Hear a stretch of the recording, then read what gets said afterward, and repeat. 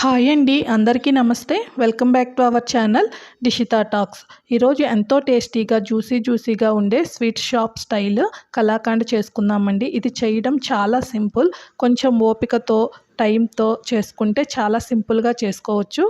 First దీనికోసం నేను ఒక మందపాటి గిన్నె తీసుకున్నానండి. ఎందుకంటే కలాకండ్ చేయడానికి కొంచెం టైం ఎక్కువ పడుతుంది, అలానే మాడిపోకుండా ఉండటం కోసమని ఇలా తీసుకున్నాను. దీంట్లో 1 లీటర్ వరకు ఫుల్ ఫ్యాటీ మిల్క్ తీసుకోండి, లేదా మంచిగా ఉన్న గేదె పాలైనా 1 లీటర్ తీసేసుకొని ఇలా హై ఫ్లేమ్లో పెట్టేసుకొని మీగడ ఫామ్ అయ్యేంత వరకు ఇలా కలుపుతూ ఉన్నామండి. ఇలా మీగడ ఫామ్ అయిన తర్వాత ఒక 2-3 పొంగులు వచ్చేంత వరకు, అంటే లీటర్ పాలు 1/2 లీటర్ అయ్యేంత వరకు ఇలా కంటిన్యూగా కలుపుతూనే ఉండాలండి. ఫ్లేమ్ అయితే medium to high flame adjust చేసుకుంటూ కలుపుకోండి.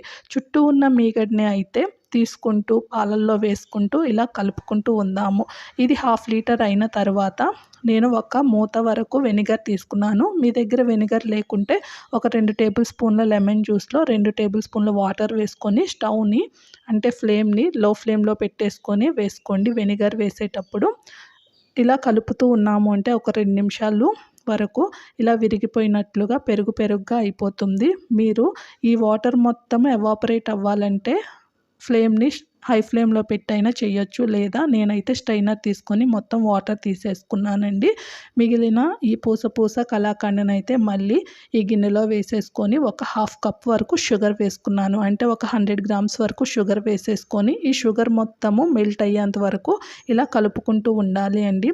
షుగర్ కాస్త దగ్గర పడుతుంది అన్న టైంలో ఒక 4-5 యాలకుల్ని దంచి వేసుకున్నాము. ఫ్లేవర్ చాలా బాగుంటుంది.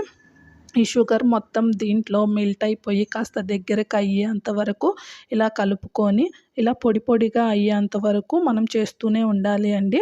ఇప్పుడు ఇది వీడియోలో చూపిస్తున్న విధంగా ఇలా పొడిగా అయినప్పుడు ఒక 2 టేబుల్ స్పూన్స్ వరకు నెయ్యి వేసుకొని కలుపుకుందాము.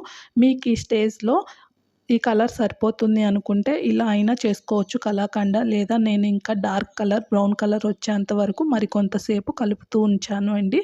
ఇప్పుడు వెంటనే ఒక గిన్నె కానీ లేదా బాక్స్ కానీ తీసుకొని కాస్త గీని గ్రీస్ చేసేసుకొని వెంటనే మనం ప్రిపేర్ చేసుకొని వేడిగా ఉన్న కలాకండ మిశ్రమాన్ని దీంట్లో వేసేసి ఎయిర్ గ్యాప్స్ పోవడానికి ఇలా ఏదైనా స్పూన్తో కానీ గరిటెతో కానీ పైన నొక్కుతూ ఉండాలి. ఇప్పుడు ఇది పూర్తిగా చల్లారిన తర్వాత ఇలా నైఫ్తో చుట్టూ తీసేసుకొని కాస్త వేడి చేసేసి డీమోల్డ్ చేసి కట్ చేసుకుంటే ఎంతో టేస్టీగా సింపుల్గా జ్యూసీగా ఉండే కలాకండ రెడీ అయింది.